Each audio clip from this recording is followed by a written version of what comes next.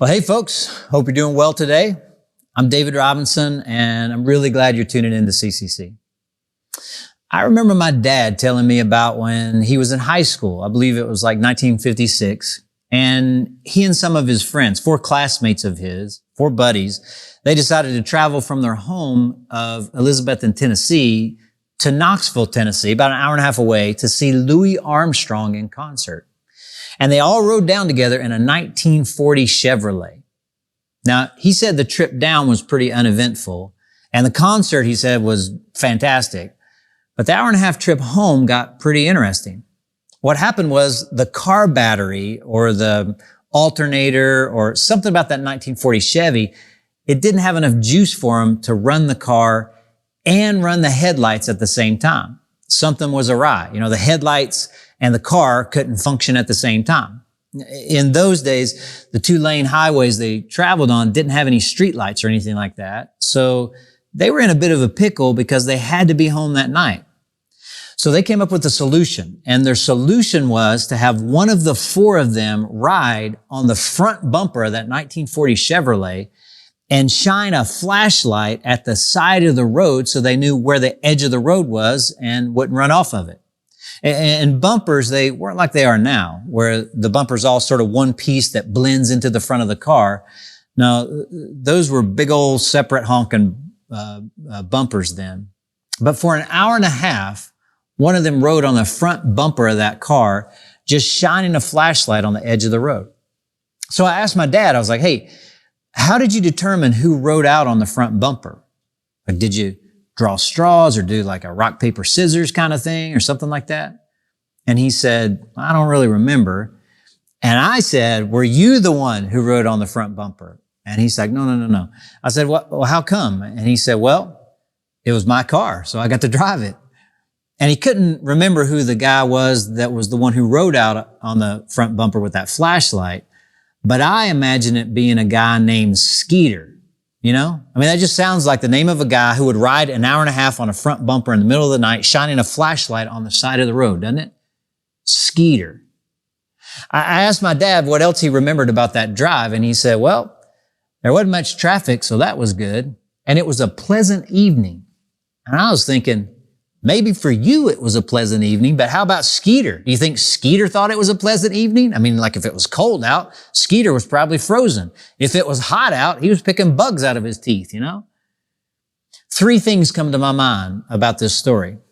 A, cars have come a long way since 1956, and now we're fortunate to live in a time where you can run the engine and the lights at the same time. What a time to be alive.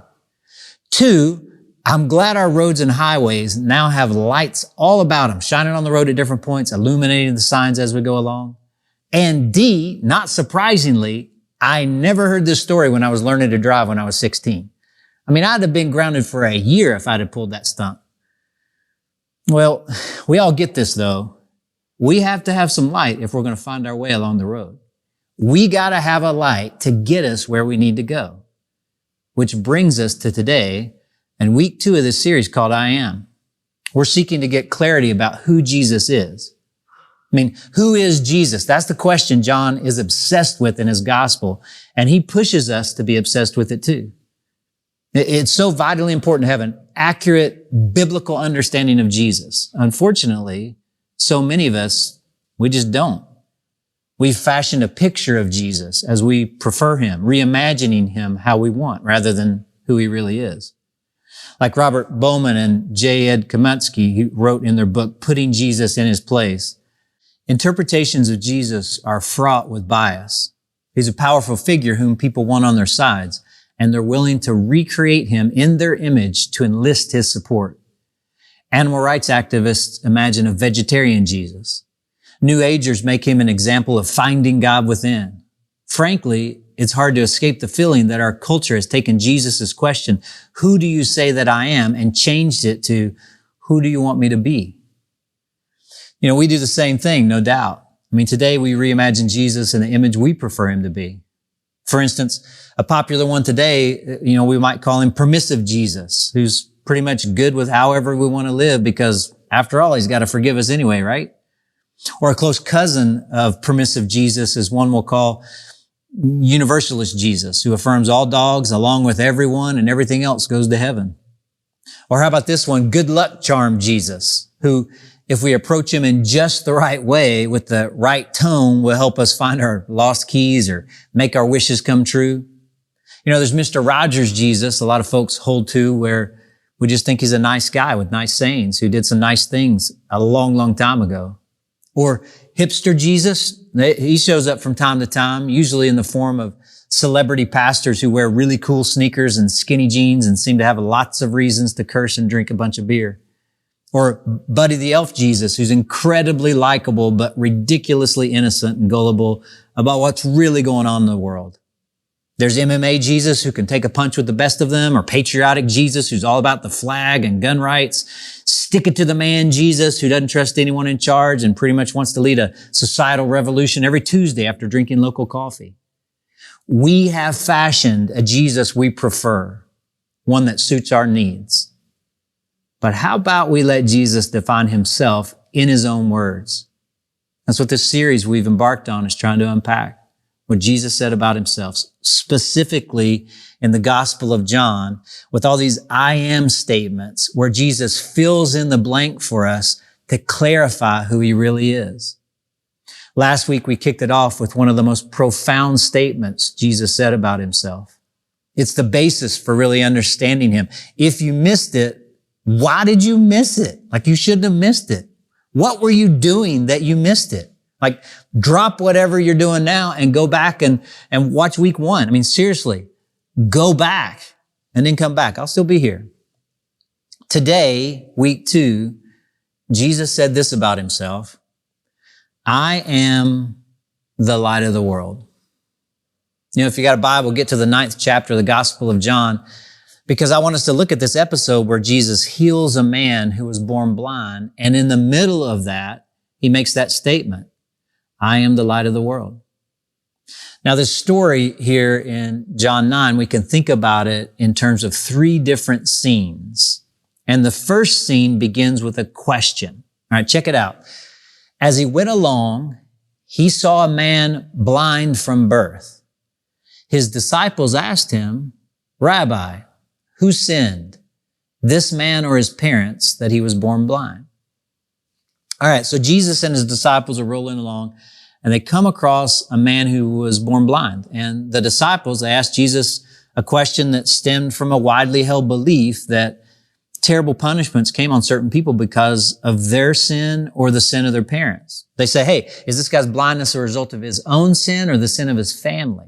Again, it was a widely held understanding of things. I mean, the religious leaders taught that any misfortune was the direct result of somebody's sin. Even when a child came into the world with a debilitating disease or a birth defect or developmental issue, you know, I would say it's still a widely held belief today. It's like karma-ish that we hold to. And Jesus' disciples, they bought into the same kind of thinking with their question: who sinned, this guy or this guy's parents? And Jesus says, neither. He kind of shoots down that belief, that whole karma deal. This guy wasn't blind because he or his parents sinned. He was blind because he was born into a world that's been twisted by sin. And all of us, I mean, all of us, gang, we suffer the affliction of evil in varying degrees because of sin.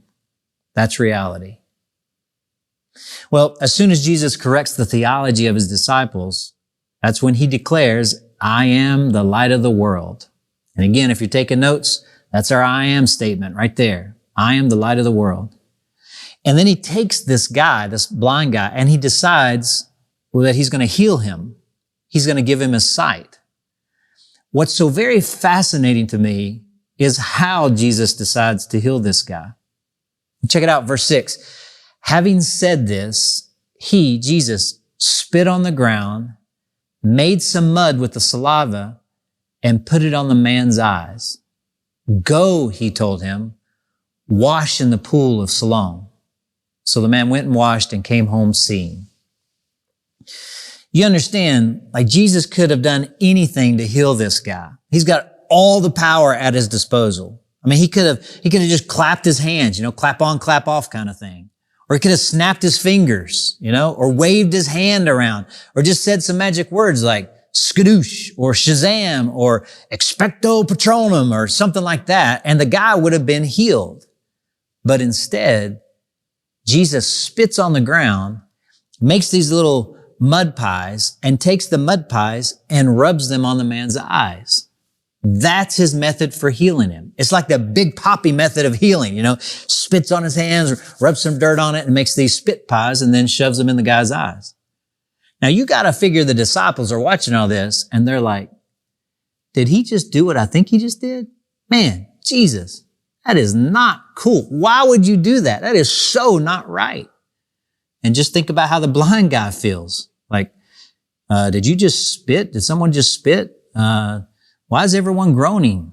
What's this ointment you're putting on my eyes? I mean, the blind guy, he didn't even see it coming, And after he takes the mud spit pies and he rubs them in the blind guy's eyes, Jesus says, go and wash, right? Which he really didn't have to tell the blind guy to do. I mean, that's a no-brainer. Go and wash. You better believe I'm going to go and wash. You just hocked a divine loogie and rubbed it in my eyes. Maybe this is where our moms get it from, where they take their saliva and clean our face with it. I mean, who knows? Anyway, the blind guy goes and washes his eyes and he's healed. He can see. He's a new man. It's a miracle. Now that's scene one, the actual healing of this guy. And some of you know what this is like. I mean, not to be healed of blindness, but to enter into a relationship with Jesus, to meet Jesus somewhere along the line. And because of it, well, you're a different person. You're a changed man or a changed woman. You stepped into a relationship with Jesus and he brought the light into your life. And suddenly you can see. A whole lot of you are part of this church. You're part of CCC because someone, maybe a buddy of yours or a friend of yours, maybe somebody in your family, they said to you a year ago or 5 years ago or 10 years ago, whenever, they invited you to come along, to come to church with them. And along the way, they've kind of pushed you to get to know Jesus because, well, he's your only hope. And because of that, well, it's a brand new you. This blind guy, he's introduced to Jesus and it totally alters his world. He's healed. He can see because Jesus brings light and life. All right. So that's scene one. Now here's scene two. And it comes in the midst of all this tension between Jesus and the religious leaders of the day, the Pharisees. The Pharisees, they're trying to figure out who Jesus is, and they're not too thrilled with him because he's messing with their idea of faith and God, and he's going about things differently than their understanding of faith and God. So they call in this formerly blind fellow, and they start to quiz him about what happened and who Jesus is.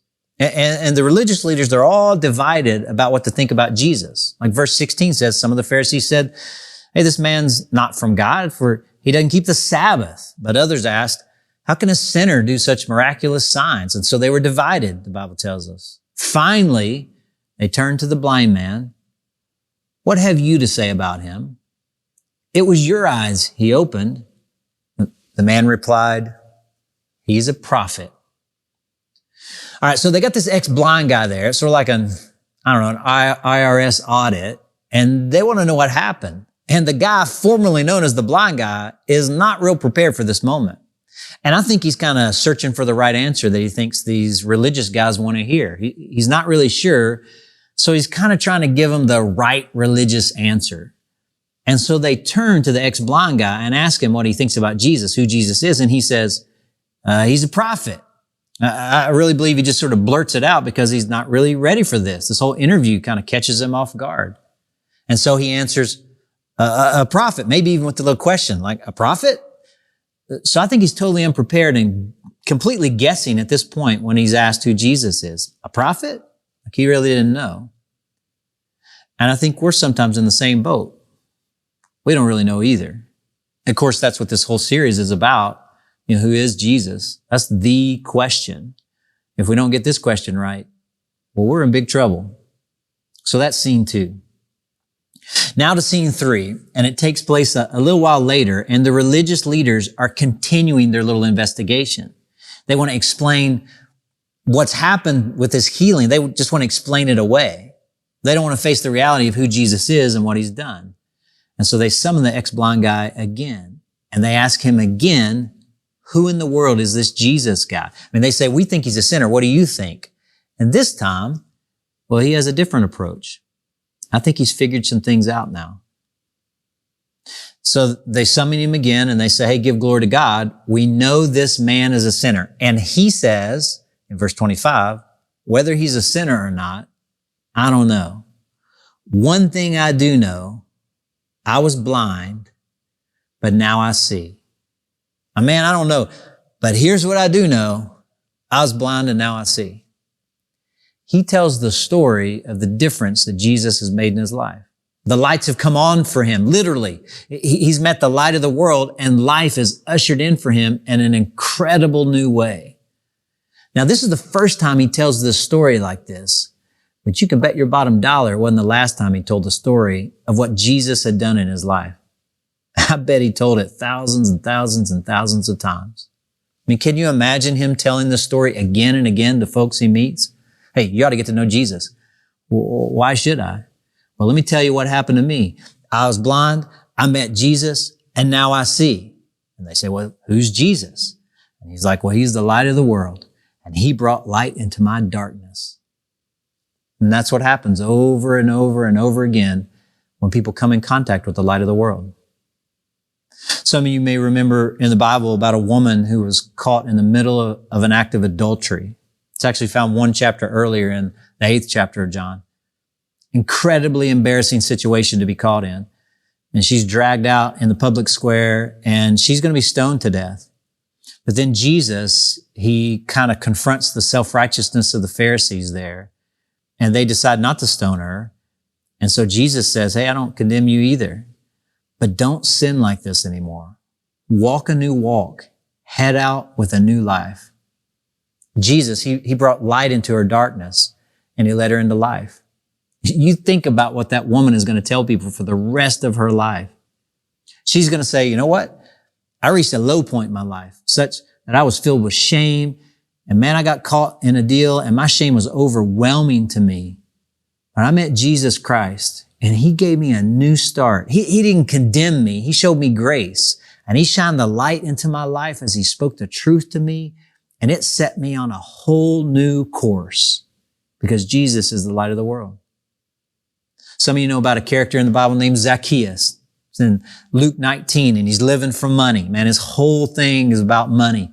And Jesus goes to his house for dinner, comes out the other side of that dinner, and Zacchaeus says, hey, I'm going to pay back all that I've stolen and extorted from people. I'm going to give half my net worth to the poor. Can you imagine what he told people for the rest of his life? And he's going to say, I got to tell you something.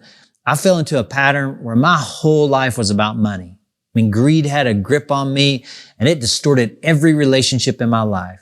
But I met Jesus Christ at dinner one night and he set me free from the tyranny of greed to really care about people, particularly the poor. That's what Jesus Christ did for me. He freed me. He shined the light into my life and he got me focused in a whole new direction.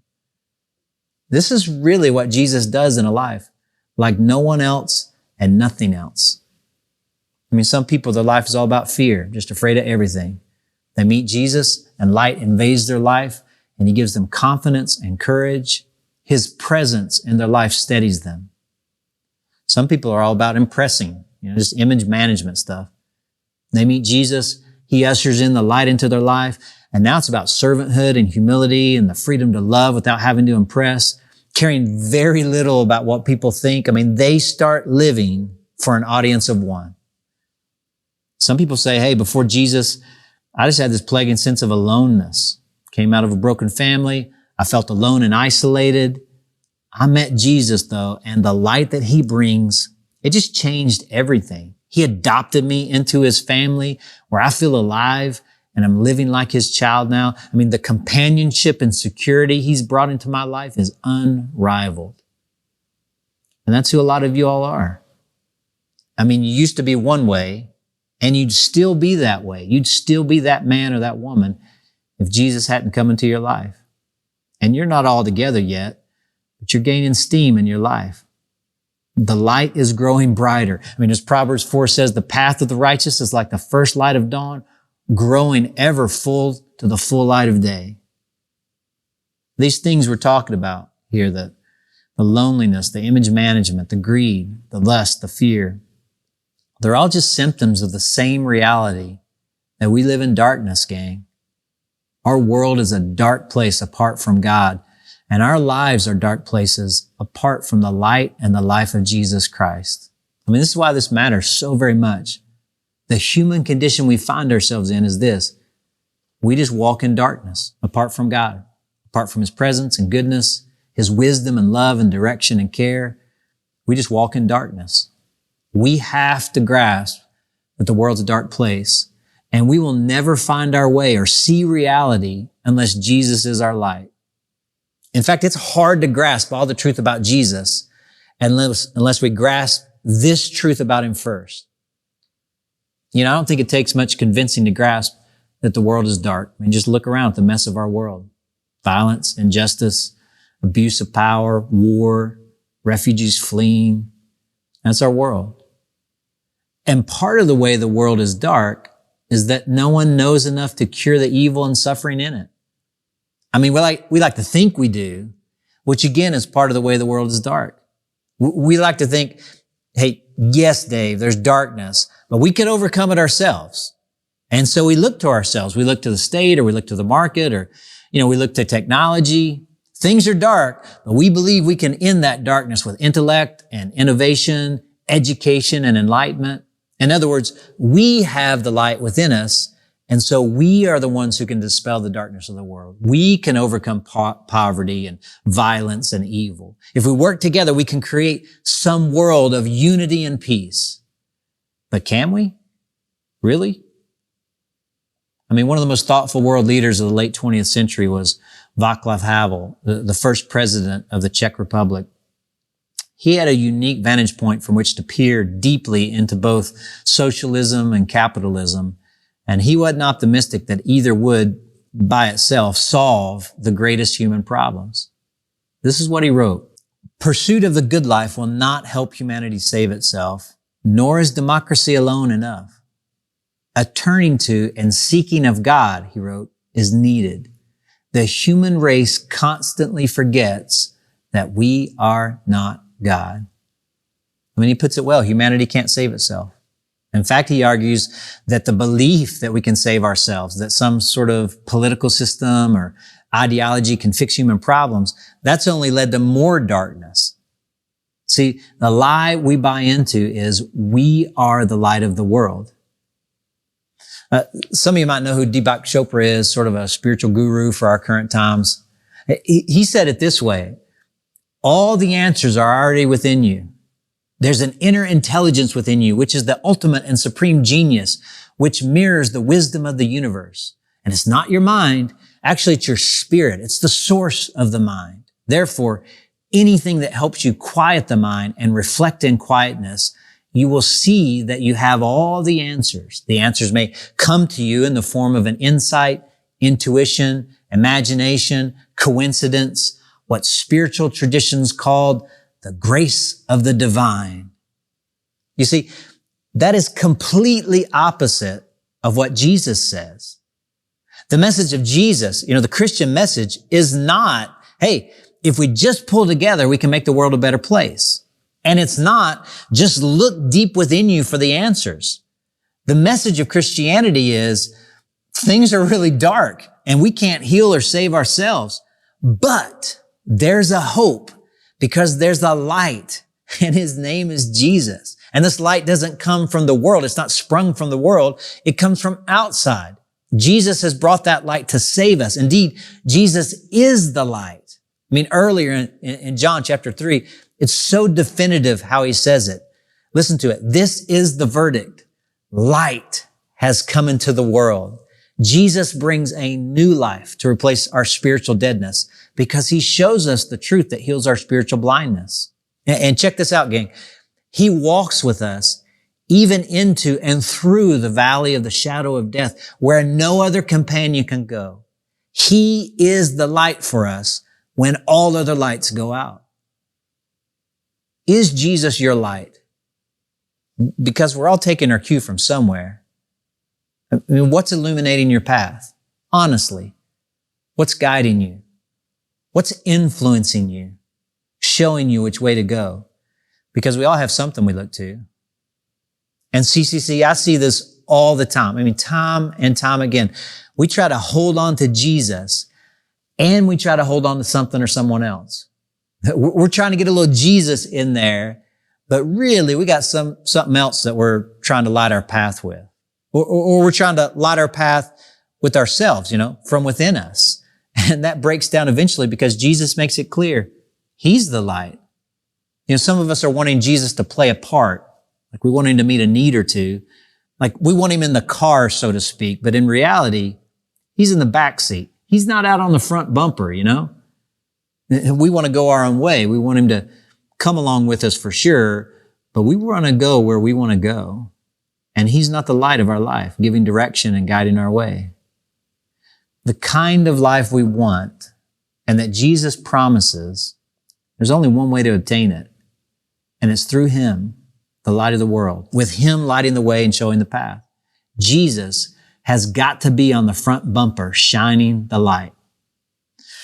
So I guess the question to ask is this: is Jesus your Skeeter? And listen, He's risked way more than Skeeter ever did on that front bumper. Is He your Skeeter? Some of you, I know you're struggling, you're frustrated.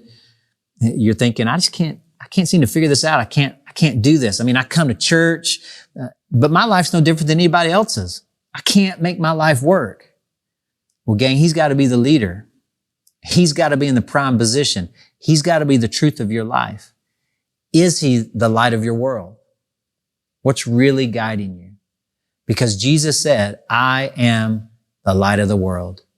Whoever follows me will never walk in darkness, but will have the light of life.